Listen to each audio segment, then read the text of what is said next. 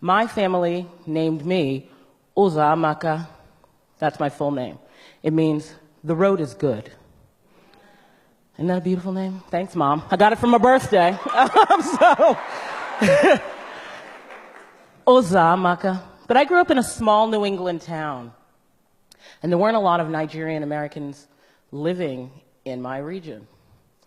And I would have teachers or anyone, neighbors, try and say my name, and it would be Azumeka, Uzamaka, Uzokuza, any version that they could think of other than Uzamaka.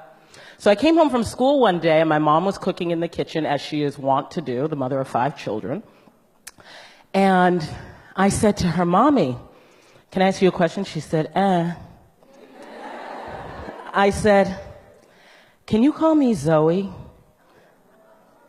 And she stopped and gave that mother look that only mothers know and have, and said, "Why?" And I said, "Because no one can say Uzamaka." And she looked at me and she said, "If they can learn to say Tchaikovsky and Michelangelo and Dostoevsky, then they can learn to say Uzamaka."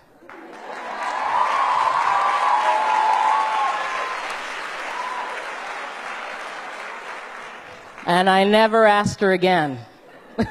And what is amazing now, standing in my womanhood, in my power, is I wouldn't change my name for a second. I'm so proud of that name and what stems behind it and what it represents.